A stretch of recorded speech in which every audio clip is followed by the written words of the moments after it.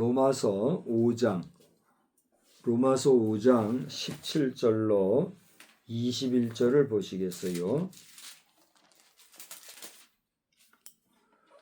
로마서 5장 17절로 21절 한 절씩 우리 교독합시다. 마지막은 같이 봅니다.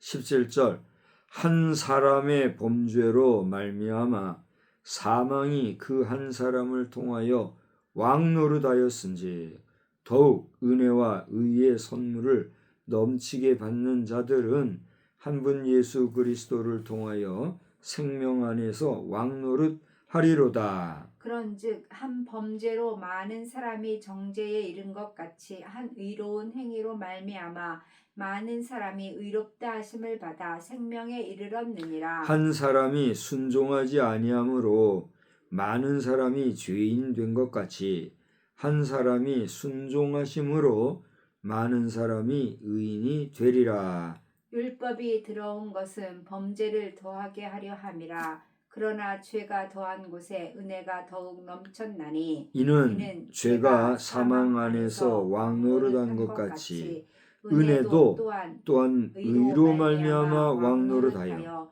우리 주 예수 그리스도로 말미암아 영생에 이르게 하려 함이라. 아멘. 아멘. 하나님이 우리에게 복을 주시는데 이 저녁 시간에도 말씀 안에서 큰 은혜로 함께하여 주시기를 우리 주님의 이름으로 축원합니다. 오늘 본문만 가지고도 우리가 귀한 말씀을 깊이 있게 많이 생각할 수가 있을 것이에요. 그러나 이 시간에는 낮 시간에 제가 말씀을 드린 것과 같이 복음 안에 있는 하나님의 의가 나타나는데 그 하나님의 의는 우리를 무엇라 칭해 주신다고요? 의인이라 칭해 주셨다. 의인된 우리는 죄로부터 해방을 받아서 자유한 사람, 자유한 백성, 자유한 인생이 되어요.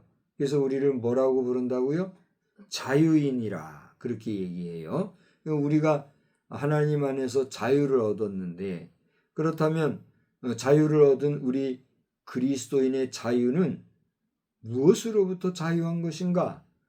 로마서는 그것을 우리에게 아주 함축적으로 요약적으로 분명히 이야기해주고 있는 것을 발견할 수가 있어요. 그래서 오늘 5장은 그런 면에서 우리 그리스도인은 죽음으로부터 자유하다 하는 사실을 일러주고 있는 그런 말씀이에요. 그래서 오늘 말씀을 보게 되면은 몇몇 가지 교훈이 있는데 우리가 의인이 된다는 것, 생명을 얻는다는 것, 그리고 왕노릇한다는 것, 그리고 우리가 예수로 말미암아 영생에 이르게 하려 함이라는 이 내용만 가지고도 우리 오늘 많은 걸 생각할 수 있어요. 그러나 낮 시간에 말씀드린 것처럼 그리스도인의 자유에 대해서 이야기한 로마서에서의 네 가지 부분을 여러분과 함께 오늘은 나누면서 말씀을 교훈을 받고 또 새기고자 하는 그러한 시간을 갖도록 하겠어요. 첫 번째로는 방금 말씀드린 대로 오늘 이 로마서를 보면 우리 그리스도인은 죽음으로부터 자유를 얻은 존재들이다 라고 하는 거예요. 17절을 보니까 한 사람으로 인해 무엇이 왕노를 하였다 그랬어요? 사망이, 죽음이 왕노를 하였다 그랬어요. 그 한 사람이 누굴까요? 아담이에요. 아담이 하나님의 말씀을 모함으로써 순종하지 않음으로써 불순종함으로써 그 불순종한 결과 하나님과 우리 사이에 무엇이 들어왔단 말이에요? 죄가 들어왔단 말이에요. 그런데 가만히 따져보면 아담이 먼저 불순종했어요? 하와가 먼저 불순종했어요? 하와는 남자예요, 여자예요? 아담은 남자예요, 여자예요? 남자. 그러니까 여자가 먼저 잘못을 해가지고 선악과를 따먹고 그 여자 덕분에 남자도 결국은 무슨 처지에 놓였어요? 죄를 지은 죄인의 처지에 놓인 거예요. 그러니까 여자의 잘못으로 말미암아 죄가 들어온 건데 그 죄가 들어오게 하게 된 원인 책임을 성경은 누구에게 지금 묻고 있어요? 아담에게 묻고 있어요. 아담은 남자라예요, 여자예요? 남자예요. 그러니까 우리 남자라고 하는 존재는 성경에서도 하와의 남편으로서 하와의 짝으로서 여자 하와가 지은 죄에도 불구하고 그 죄에 대한 책임감으로서 그 모든 책임을 남자 아담이 지고 있는 걸 보게 돼요. 이것은 오늘 우리 살아가는 인생에서 모든 여자의 머리가 누구라는 거예요? 남자라는 거예요. 이것이 창조 질서이고 순리예요. 그런데 여자들이 여성이라고, 여성 인권이라고 소리를 높여가며 그리고 목청을 높여가며 남자 위에 서려고 하면 여기에서 뭐가 발생할까요? 또 다른 문제가 발생한다 하는 거예요. 나는 남자예요, 여자예요? 설교하는 저는 남자예요. 남자니까 그런 얘기한다. 이런 식의 억지와 이런 식의 편협주의와 편향적인 생각으로 말하고 행동하고 이론을 만들고 여론을 형성하고 그렇게 하면 돼요, 안 돼요? 안 되는 거예요. 그러나 그러한 세상이 오늘날 우리가 살아가는 세상이에요, 아니에요? 오늘날 그런 세상이 되었어요. 그러니까 우리는 이런 구조적인 이러한 창조 질서적인 면에서도 스스로가 돌아볼 수 있는, 삼가할 수 있는 그런 삶을 지향해야 된다. 이 말씀을 드려요.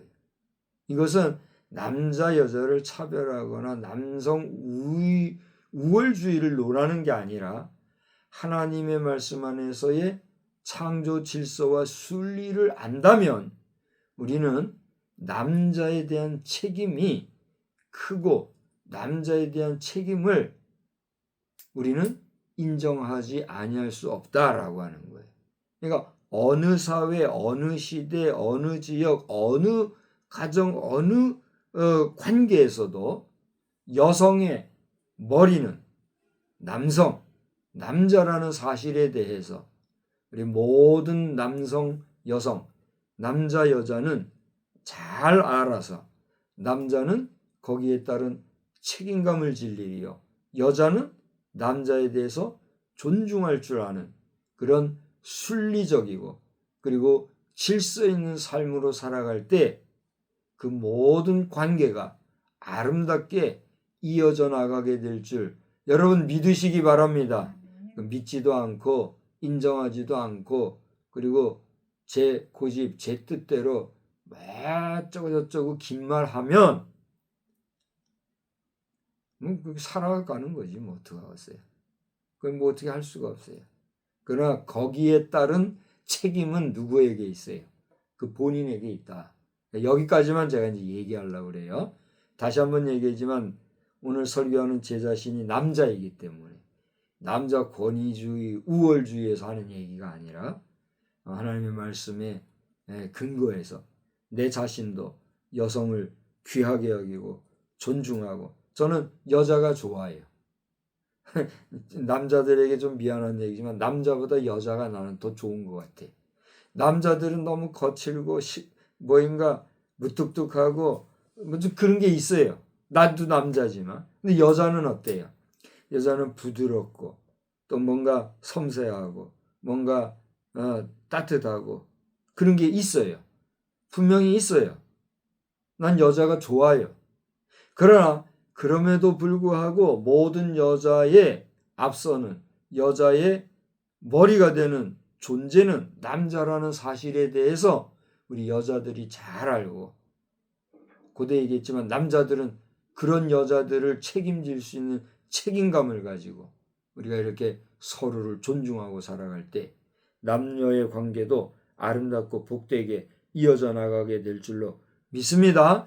중요한 건 뭐냐면 남녀를 이 말 저 말 하려고 하는 게 아니라 죄의 동기 시작은 여자가 했지만 그 책임도 지금 누가 묻고 있다? 남자 아담이 묻고 있다는 거예요. 그 한 사람, 그 아담 한 사람으로 인해서 뭐가 들어왔다고요? 사망이 들어와서 왕노릇했다. 사망이 왕노릇했다는 건 무슨 말이에요? 모든 인간은 다 죽게 돼 있다 이거예요. 이 논리에 대해서는 또 한참 얘기해야 될 게 있겠지만 이 정도 하려고 그래요. 그러니까 사망이 왕노릇했다. 그러나 이제는 예수 그리스도를 통해서 무엇이 우리에게 왕노릇해요? 생명이 왕노릇하게 됐다. 사망이 왕노릇했다는 건 뭐예요? 우리는 영원히 죽을 수밖에 없는 존재로 추락했다는 거예요. 그러나 또 한 사람 누구를 통해서? 예수 그리스도를 통해서 우리는 무엇이 왕노릇해요? 생명이 왕노릇하는데 이 생명은 17절을 우리가 보면서 얘기했습니다만 21절에 의하면 뭐라 그랬어요? 우리를 영생에 이르게 하려 한다 그랬어요. 그죠? 그러니까 첫사람 아담으로 말미암아 우리는 죽을 수밖에 없는 죄인으로 떨어졌지만 또 한 사람 예수로 말미암아 우리는 어떻게 해요? 의로워지고 생명이 우리를 왕노릇하게 하는데 그 생명은 우리를 어디까지 인도한다고요? 영생에까지 이르게 한다. 할렐루야. 죽음으로부터 우리를 자유케 한다는 거예요. 할렐루야. 그러니까 우리 그리스도인은 죽음으로부터 자유한 존재란 말이에요. 오늘 제가 낮설교 시간에 설교하면서 여러분은 어떤 사람들이요? 그랬어요. 여러분 죄 가운데서 어떤 사람이요? 죽은 자들이요. 그랬어요. 뻔히 눈뜨고 있는 70대, 80대, 90대 할아버지 할머니들 앞에서 여러분이 죽은 사람이냐 제가 얘기하니까 충격받은 사람들도 있을지 모르겠어요. 오늘 이 영상을 보고 계신 여러분들도요. 죄 가운데서는 우리는 죽은 자들이요. 왜? 지금 우리는 그리스도인에 대해서 얘기하고 있어요. 그리스도인은 어떤 존재예요? 예수님과 함께 십자가에 못 박힌 자들이란 말이에요. 믿습니까? 잘 보세요. 예수님이 십자가에 못 박히셨는데 예수님이 십자가에 못 박히셨다고 하는 것은 그분이 죄가 있어서 못 박히셨어요? 죄 없으신데도 십자가에 못 박히셨어요? 죄가 없으신데도 십자가에 못 박히셨잖아요. 아멘? 그런데 그렇다면 그 죄가 없으신 예수님이 왜 십자가에 못 박히셨을까? 그때 그분이 짊어지셨다는 죄는 무엇일까? 그 죄가 무슨 죄예요? 우리 인간의 죄라는 거예요. 예수님이 십자가에 못 박히셨다고 하는 것은 그 십자가에 못 박히실 때에 못 박히신 죄와 함께 못 박힌 건데 그 죄는 누구의 죄를 대신 짊어지신 거다? 우리 인간의 죄를 짊어지신 거다. 할렐루야. 그 십자가에 못 박히고 돌아가신 예수님은 우리 인생의 죄를 짊어지신 채로 십자가에서 어떻게 하셨어요? 다 이루었다고 운명하셨단 말이에요. 죽으셨단 말이에요. 예수님이 죽으심으로 말미암아 우리 모든 죄는 어떻게 된 거예요? 도말이 된 거예요. 우리도 죄 가운데서 빠져 있었으나 죄에서부터 우리도 죽은 자가 됐단 말이에요. 그러니까 이것은 다분히 철학적이고 신학적인 논리이기 때문에 멀쩡하게 눈 뜨고 있는 당신은 죄 가운데서 죽었어. 그러면 이게 이해가 돼야 안 돼요. 이해도 안 돼요. 믿어져요? 안 믿어져요? 안 믿어지는 거예요. 그러나 이 귀한 영적인 교훈과 말씀을 깨닫고 알게 되고 믿게 되면 어떻게 되게 돼요? 아멘. 비로소 아멘 하게 되는 거예요. 여러분은 죄 가운데서 다 죽은 자들인 줄 믿으시기 바랍니다. 죄 가운데서 죽었다는 건 뭐예요? 우리의 죄는 예수님이 십자가에 대신 짊어지고 죽으심으로 말미암아 다 죽고 말았다는 거예요. 그런데 죽은 이 가운데서 이 죽은 것은 사망의 권세가 우리를 죽게 한 것 때문에 죽는 것인데 그러한 사망의 권세 안에 우리가 있게 되면 예수님의 죽음은 뭐예요? 헛것이 되는 거예요. 예수님은 사망에 더 이상 매여 있을 수 없으니까 여기서 어떻게 한 거예요? 다시 살아나신 거예요. 할렐루야. 아멘. 그게 뭐예요? 부활하신 거예요. 부활하신 예수님은 이 죄를 어떻게 한 거예요? 죽으셨을 때 다 땅에 묻어버린 거예요. 없이 하는 거예요. 이 부활하신 예수님은 어떤 분으로? 완전하신 하나님으로 다시 살아나신 거예요. 그러니까 예수의 죽음이라는 것은 누구의 죽음이에요? 나의 죽음, 우리의 죽음, 인생의 죽음, 죄 가운데 있는 우리 인간의 죽음을 얘기하는 거예요. 그래서 우리는 죄 가운데 죽었다 되는 거예요. 그러나 그 죽으신 예수님이 사망에 매여 있을 수 없어 부활하심으로 말미암아 예수의 죽음이 나의 죽음이 된 것처럼 예수의 부활은 누구의 부활이에요? 나의 부활, 우리의 부활이 되는 거예요. 할렐루야. 그러니까 여러분은 죽었으나 다시 살아난 하나님의 백성, 하나님의 자녀. 그러니까 오늘 제목처럼 뭐요? 그리스도인이라는 거예요. 할렐루야. 그리스도의 사람인 거예요. 그게 우리 그리스도인이 된 복음의 신비고 비밀이고 복이란 말이에요. 아멘. 그러니까 우리는 죄 가운데서는 죽은 자요, 또 부활함으로 말미암아 부활하여 그리스도인이 된 자로서 첫째로는 무엇으로부터 자유하다? 죽음으로부터 자유하다는 걸 오늘 말씀을 통해서 확신하시기 바랍니다. 아멘. 두 번째로 그리스도인의 자유는 무엇인가? 그것은 죄로부터의 자유다. 우리 따라서 합시다.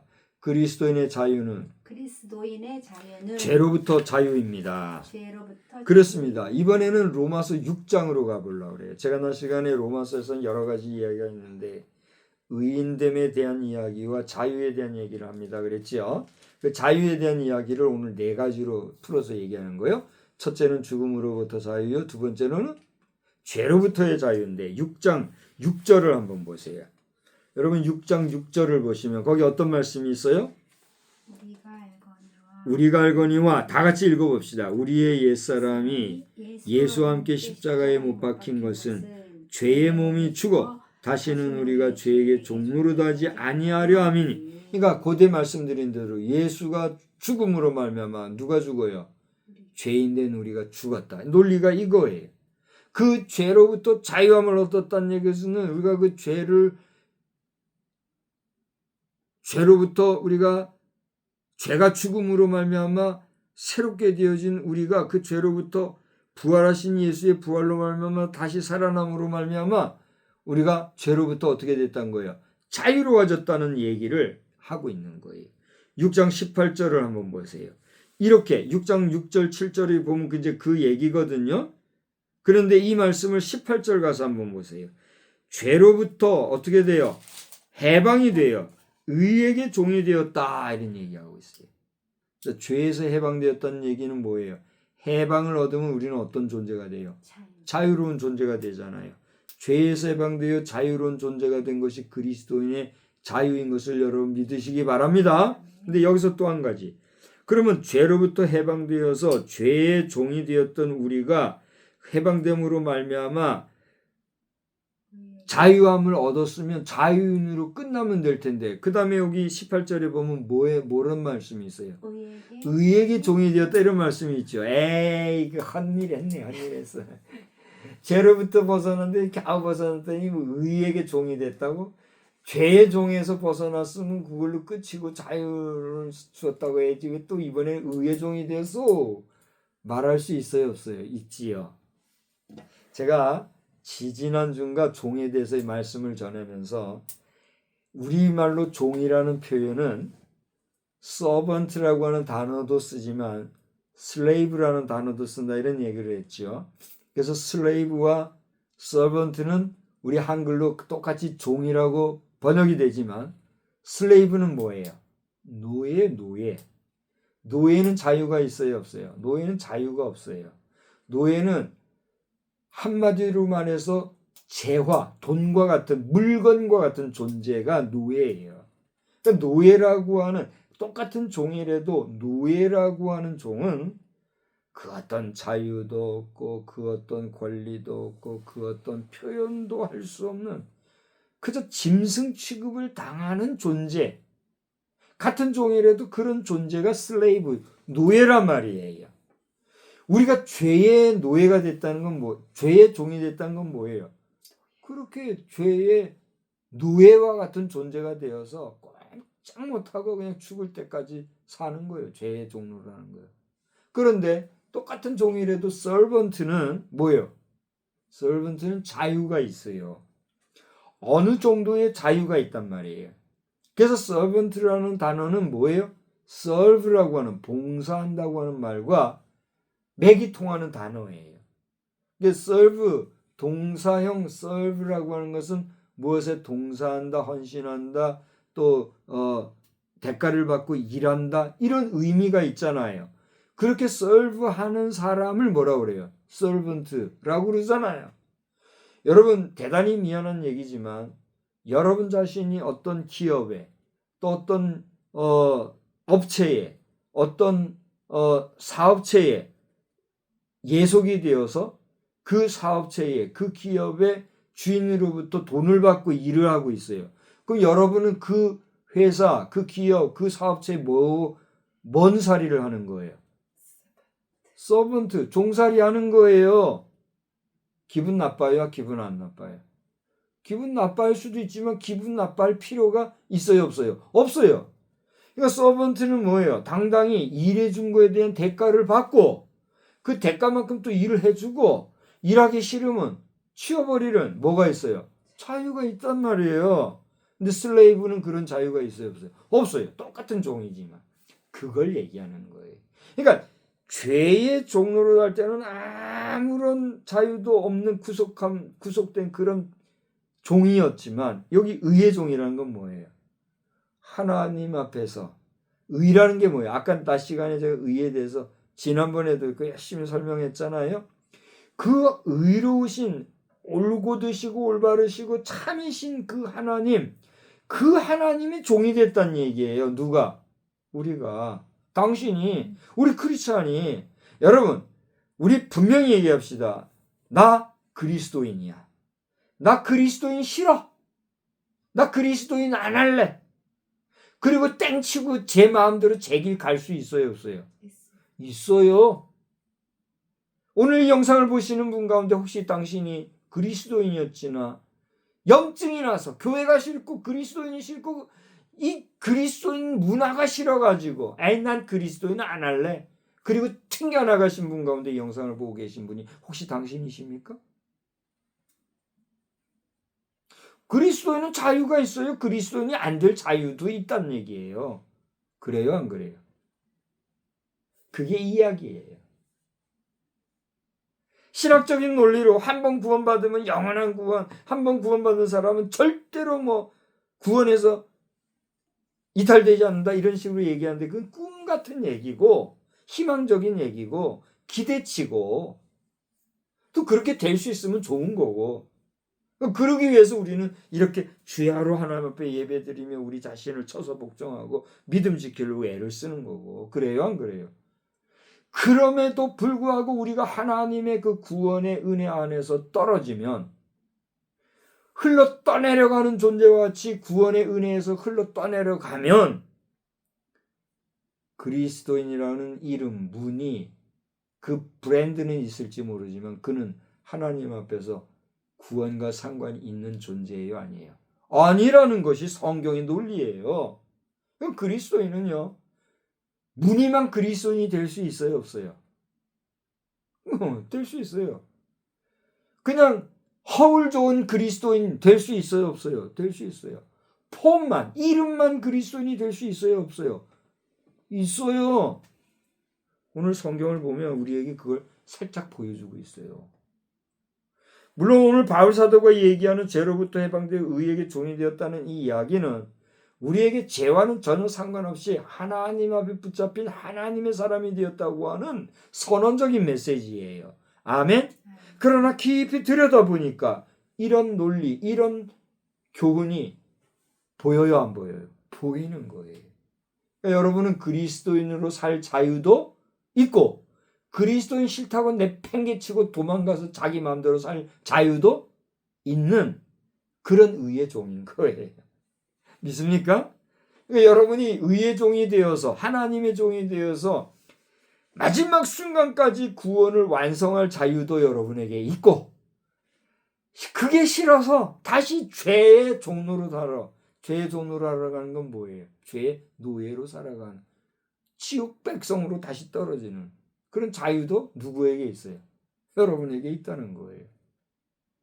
그것까지 예수님이 다 책임져 줄 필요, 다 책임져 줄 의무 있어요, 없어요? 없는 거예요. 우리 주님은 마지막 날 오셔서 하나님의 말씀에 근거하여 얘가 뭐를 알곡인가 쭉쟁인가 가르시는 심판만 이제 있는 거예요. 그러니까 알곡이 될 것인가 쭉쟁이가 될 것인가 누구에게 달렸어요? 여러분 자신에게 달린 거예요. 여러분은 죄로부터 자유함을 얻은 존재라는 사실을 깨닫고 거기에서 벗어나 죄의 노예와 같은 곳에서 벗어나 이제는 의의 종이 되었다면, 하나님의 종이 되었다면, 하나님의 종으로서의 자유함을 얻은 하나님의 백성이 되었다면 그 받은 바 은혜에 감사하며 죄로부터 자유함을, 해방함을 받은 기쁨을 지키면서 오늘 여러분의 삶을 잘 경주해 가시기를 주의 이름으로 축원합니다. 축원합니다. 세 번째로는 율법으로부터의 자유다 하는 거예요. 이제 로마서 7장으로 가보십시다. 로마서 7장을 가보시면 거기에는 어떤 말씀이 있는가? 여기는 로마서 7장을 보면 혼인관계를 비유로 하신 말씀이 나오는데 더 자세한 내용은 여러분이 한번 차분히 읽어보세요. 그 가운데서 특별히 7장 4절을 보아요. 4절을 보면 그러므로 내 형제들아 너희도 그리스도의 몸으로 말미암아 율법에 대하여 죽임을 당하였다 그랬어요. 율법에 대하여 죽임을 당했다는 얘기는 무슨 얘기예요? 죄에 대하여 죽임을 당했다는 것처럼 율법에 대하여 죽임을 당했다는 것은 율법으로부터 벗어났다는 거예요. 율법과 상관없이 너희가 되었다는 거예요. 율법에 매이지 않아도 된다. 이런 의미란 말이에요. 그래서 이러한 율법에 대하여 죽임을 당하였으니라고 얘기하면서 그 다음에 5절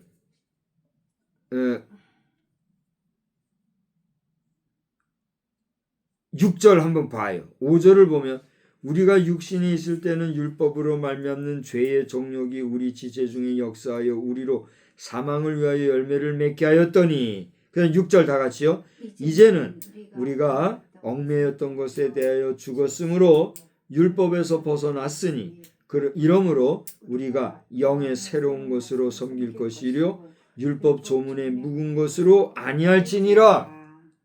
여러분, 그런데도 불구하고 지금도 율법에 매여가지고 율법적인 생활을 하는 것만이 자신을 구원할 줄 알고 여전히 율법적인 생활을 하는 사람들이 이 지구상에 있대요, 없대요? 있다는 거예요. 기가 막힌 노릇이죠. 성경은 우리로 말미암아 이 율법에서 벗어나게 해주시기 위해서 예수님이 율법을 완성하셨는데 무엇으로? 복음으로, 자유한 역사하심으로 우리를 해방시켜 주셨는데 인간은 어떻게 해요? 계속해서 그 율법에 저촉을 받고 율법에 매이고 율법을 좇으려고 하는 그런 경향을 가지고 살아간다는 거예요. 그게 뭐예요? 종교적인 삶을 경주하는 거예요. 여러분, 기독교가 종교냐라고 할 때 여기에 우리는 중요한 교훈을 발견할 수 있는 거예요. 율법을 좇아 율법의 행위와 율법의 조항과 율법의 조문을 절대시하고 그것이 아니면 구원받을 수 없다고 생각하고 계속해서 율법에 매여서 사는 사람들, 백날 천날을 지켜보고 그 율법을 따라 행해봐야 구원함을 받을 수 없는 한계를 느끼는데도 불구하고 그 율법을 좇아 살려고 하는 자들, 지금 뭔 생활하는 거예요? 종교 생활하는 거예요. 종교 생활. 그러나 우리 크리스찬은 어떤 존재예요? 그렇게 우리가 지킬 수 없는 율법 조문이나 율법의 내용에 매이는 것이 아니라 그 율법이 이루는 것은 우리로 말미암아 그 율법에 초촉되는 삶을 살지 아니하고 거기에서 최선을 다하여 그리스도 예수의 보혈의 피 공로를 의지하는 가운데 스스로가 성결한 삶을 살아야 된다고 하는 날마다의 자기 성견을 이루는 그런 성화의 과정에 이르는 그런 삶을 사는 것이 기독인의 복음적인 삶이라는 거예요. 아멘. 그러니까 우리가 복음대로 산다고 하는 것도요, 그 복음 안에서 완전하게 살 수 있을까요, 없을까요? 생각해 보세요. 우리가 율법에서 벗어나서 복음으로 산다고 할 때 율법은 완전히 못 지키는 것이야. 그렇기 때문에 복음으로 산다고 하면서 복음으로 살면 모든 것이 해결될 줄 알고 복음 거리는데 복음으로 사느냐라고 살펴볼 때에도 우리는 복음 안에서 완전한 게 있어요, 없어요? 없어요. 복음 안에서도 우리는 완전할 수가 없는 거예요. 그러나 그렇게 완전할 수 없는 우리를 의롭다 하시고 자유하게 하시고 우리를 하나님의 자녀요 백성에서 백성으로 인쳐주신 그 은혜에서 우리를 떼어내버리지 않는 것은 무엇 때문에 그래요? 하나님의 사랑, 하나님의 긍휼, 하나님의 자비하심이 있기 때문인 거예요. 내 공로, 내 의지로 되는 게 아니란 말이에요. 아멘. 근데 그런 복음마저도 모르고 여전히 율법에 매여 산다면 그건 어떤 삶을 사는 거예요? 율법에 매인 종교 생활을 하는 거예요. 그 우리 기독교인은 종교 생활을 해요. 그리스도 예수 안에서 자유로운 복음 생활을 하는 거예요. 복음 생활을 하는 거예요. 믿습니까? 이것은요, 아주 민감한 문제이고 아주 깊은 내용이기 때문에 쉽게 얘기할 수 있는 문제는 아니에요. 그렇죠? 그러나 오늘 이 시간에 부족한 종을 통해서 선언하는 이 말씀이 여러분이 깨달음이 있게 된다면 아멘 할 수 있을 거예요. 그러니까 저와 여러분은 율법의 매인 자들이에요? 아니에요. 율법의 매인 자들이 아니에요.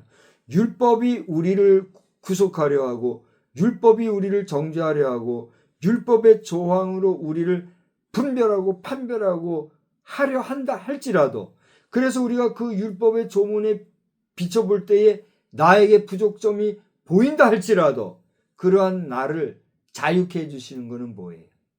하나님의 은혜, 하나님의 복음이 우리를 거기로부터 자유하게 해주시는 거예요. 아멘. 그러니 우리가 율법을 줬거나 종교 생활을 할 이유가 있어요, 없어요? 없는 거예요. 이제는 예수 안에서 자유함을 가지고 살면 되는 거예요.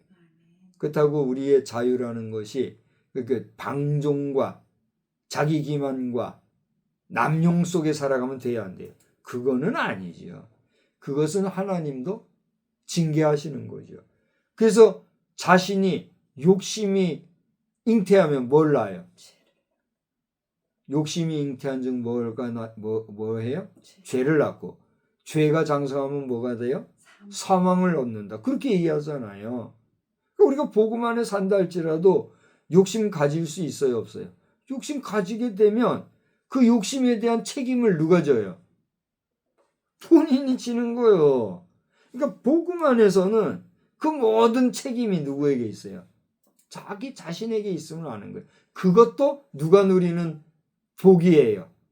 자유인이 누리는 복인 거예요. 아멘? 여러분, 좀 극단적인 비유일지 모르겠는데 어떤 사람이 죄를 졌어요. 죄진 사람이 감옥소에 들어갔어요. 감옥 안에서 이건 대전제예요. 감옥 안에서 그 어떤 폭행이라든가 폭력이라든가 부정이 아니라 그저 주는 밥 먹고 삼시세때 또박또박 규칙적인 생활하고 그 교도소 안에서만 생활하면 이 사람은 안전한 생활을 할까요? 불안한 생활을 할까요? 안전한 생활을 하는 거예요. 그래서 교도소 생활을 하는 사람은 아이고 교도소 생활이 더 낫다 그러면서 사회 적응하지 못하고 다시 교도소 가는 사람들도 있대잖아요. 그 사람은 자유예요, 안 자유예요? 자유롭지 않지만 그 안에서 뭘 누려요? 자유를 누리는 거예요. 그런데 자유인이랍시고 사회생활하면서도 이 자유로운 사회생활 속에서 감옥 생활만큼 못하고 치욕과 같은 생활하는 사람들 있어요, 없어요? 있거든요. 그 논리를 생각하면 되는 거예요. 자, 세 가지를 얘기했죠. 우리는 죽음에서 자유롭다. 그 다음에 뭐에서 자유롭다? 율법에서 자유롭다. 아니, 금방 하는 게. 네, 두 번째는 죄로부터 자유롭다. 세 번째 뭐로부터? 율법으로 자유롭다. 오늘 성경이 우리에게 얘기하고 있는 거예요. 그래서 특별히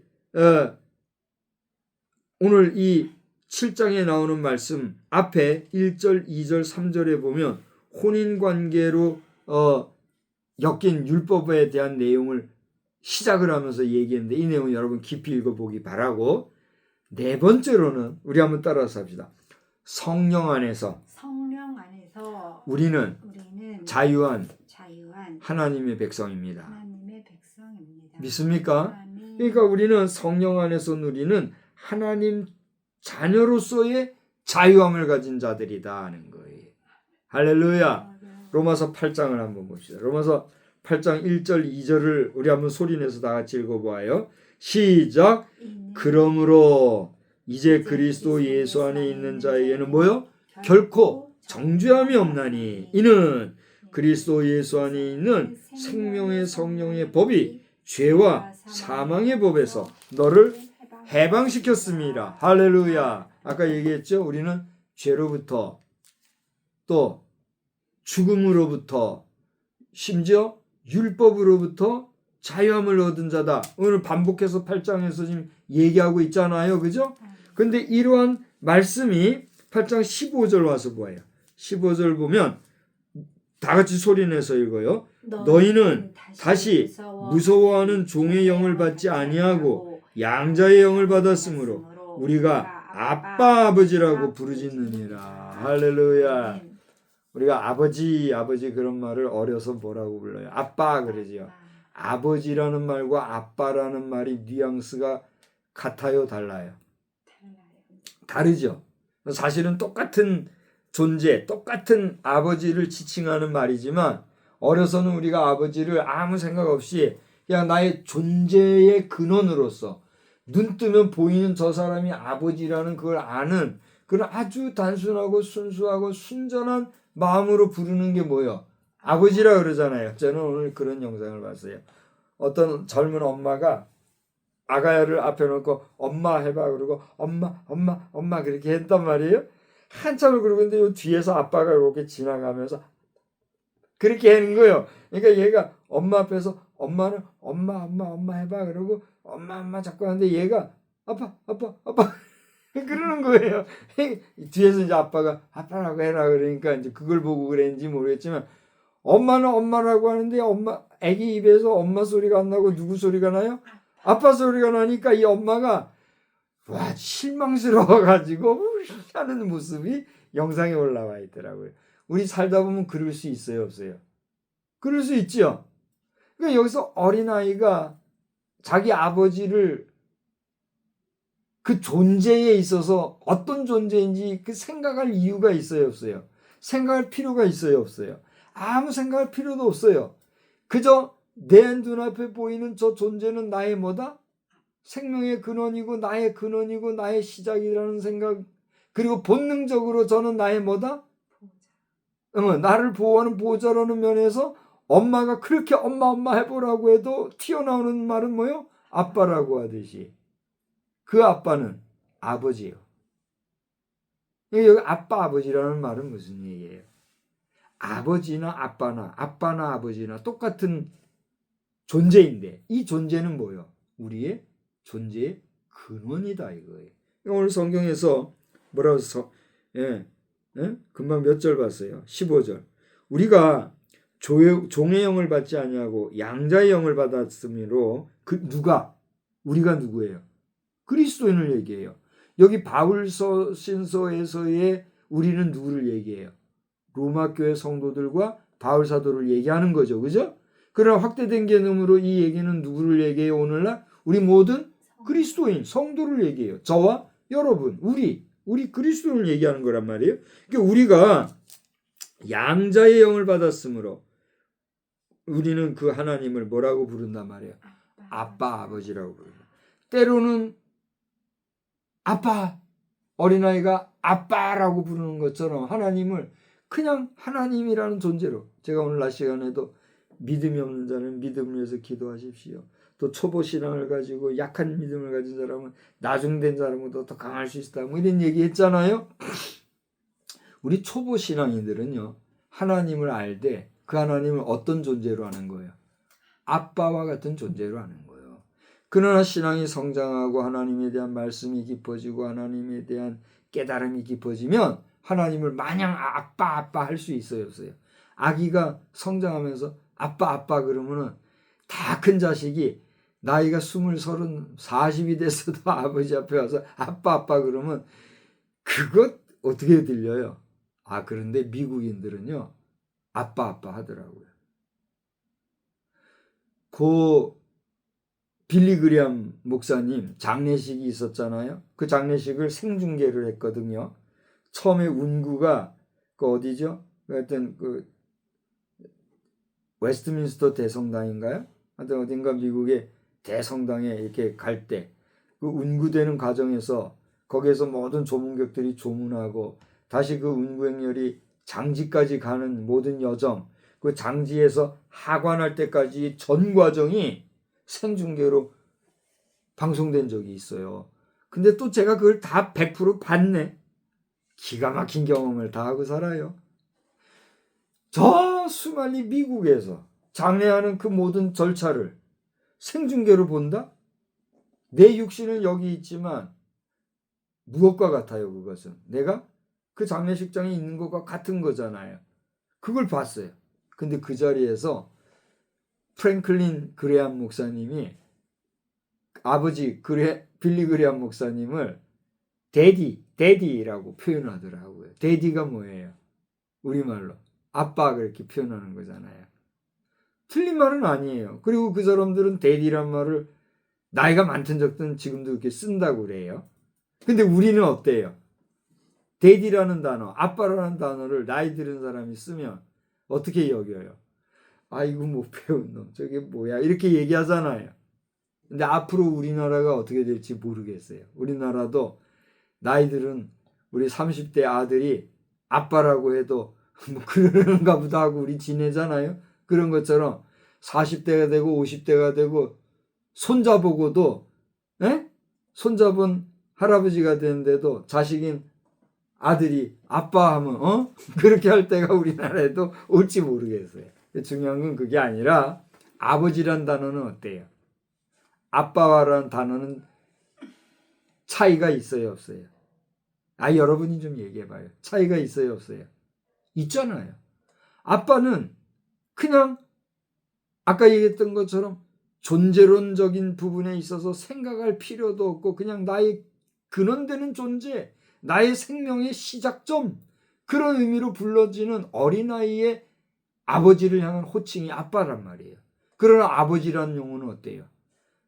1살, 2살 나이가 들어가고 사회적으로 성숙해지고 이제는 인생의 경륜과 연륜을 더해감으로써 아버지에 대한 존재를 알매 있어서 이 아버지라는 존재가 자식인 나를 위해서 얼마나 수고해왔고 얼마나 애를 썼고 얼마나 나의 오늘 되기 위해서 헌신했는가 하는 그 아버지라는 존재, 아빠라는 존재에 대해서 어떻게 하는 거예요? 알아주는 거예요. 그렇잖아요? 그러니까 그 아버지, 나의 아빠에 대해서 존경과 또 경외하는 마음과 또 그 아빠에 대한 존재를 더 높여주는 의미에서 부르는 이름이 뭐예요? 아버지, 이렇게 표현하는 거예요. 사회적으로, 통념적으로, 일반적으로 관계성 속에서 우리는 그렇게 아버지라 부르는 거예요. 여기서 한 걸음 더 나가서 아버지를 또 뭐라고도 불러요? 아버님 하고 또 부르잖아요. 그만큼 아버님에 대해서, 아버지에 대해서 아버지라는 존재를 높이는, 그건 누가 시켜서 그렇게 되는 것도 아니고 또 누가 그렇게 말하라고 해서 되는 것도 아니고 그래라라고 해서 되는 것도 아니죠. 어떤 마음이 들 때, 내게 그런 마음이 들 때, 그렇게 되는 거란 말이에요. 아들이 이거 지금 보고 있나요? 네. 아들들어 그러니까 너는 이제부터 아버지라고 하여라, 아버님이라고 하여라, 그렇게 말하는 게 아니라 그런 논리, 그런 이치가 있다는 얘기예요. 그런데 오늘 성경은 뭐라고 그랬어요? 우리가 양자의 영을 받은 자들로서 하나님을 뭐라고 부른다? 아빠, 아버지라고 부른다. 여러분이 하나님을 아빠라고 부르든 아버지라고 부르든 하나님은 저와 여러분이 뭐란 말이에요? 창조주 하나님이시라는 거예요. 할렐루야. 이것을 아는 자는 비로소 성령 안에서 하나님의 자녀가 되었다고 하는 자유함 속에 사는 거예요. 아멘. 여러분 하나님의 자녀인 것을 믿으십니까? 여러분이 하나님의 자녀라는 사실을 믿었다는 것 자체가 하나님의 백성으로서 하나님의 자녀로서 자유한 사람이라는 걸 믿으시기 바랍니다. 여러분이 아버지를 아빠라고 부르든지 아버지라고 부르든지 아버님이라고 부르든지 그건 누구의 자유? 여러분 자유요. 여러분이 어떻게 부르든지 그게 중요한 게 아니에요. 여러분에게 있어서 아버지의 존재는 여러분에게 어떤 존재예요? 여러분의 시작점이라는 사실이에요. 그걸 여러분이 알지 못한다면 미안한 얘기지만 여러분은 누구를 아버지라고 부르는 거예요? 너의 지나가는 영감님들로 너의 남자 보고 아버지라고 부르는 것과 마찬가지란 말이에요. 여러분 저는요 진지하게 얘기합니다. 잘 들어보세요. 저는 진지하게 얘기하기를 이 인간 세상이라는 게 너무나도 영악해가지고 본 자식이 아닌데 남의 자식을 제 자식인처럼 여기고 또 본 자식인데도 불구하고 제 자식이 아닌 것처럼 해서 그 후대로 하여금 자기 아버지를 온전히 알지 못한 채 세상을 떠나게 하는 경우가 있어요, 없어요? 저를 보세요. 있어요, 없어요? 몰라요? 있을 수 있을까요, 없을까요? 있을 수 있다는 게 여러분이 보는 드라마, 영화의 소재잖아요. 그 가능성도 있어요. 그래요, 안 그래요? 평생을 남의 아버지를 내 아버지로 알고 사는 사람 있을 수 있어요, 없어요? 있다는 거예요. 인간 세상이 이렇게 영악한 거죠. 인간 세상에는 그럴 수 있을지 모르지만 세상에서는 내 자식 버리고 남의 자식을 제 자식이라고 하고 남의 자식을 내 자식인 척하면서 그 자식에게는 자신이 아비됨을 온전히 보여주지 않냐고 속이고 그게 살아가는 경우는 있을지 몰라도 모든 인생은 그 근본인 누구로부터 났어요? 하나님으로부터 났다는 사실을 여러분 믿으시기 바랍니다. 그걸 아는 것이 성령 안에서 누리는 하나님 자녀의 자유예요. 아멘. 오늘 이 밤에 여러분은 하나님의 자녀다. 나는 하나님의 자녀다 하는 확신 중에 단잠 주무시기 주의 이름으로 축원합니다. 여러분 죄로부터 율법으로부터 죽음으로부터 자유한 하나님의 자녀요 하나님의 백성이요 하나님의 사람이라는 사실을 기억하시고 범사에 자유인으로 살아가시기를 우리 주님의 이름으로 축원합니다. 하나님 아버지 우리로 하여금 자유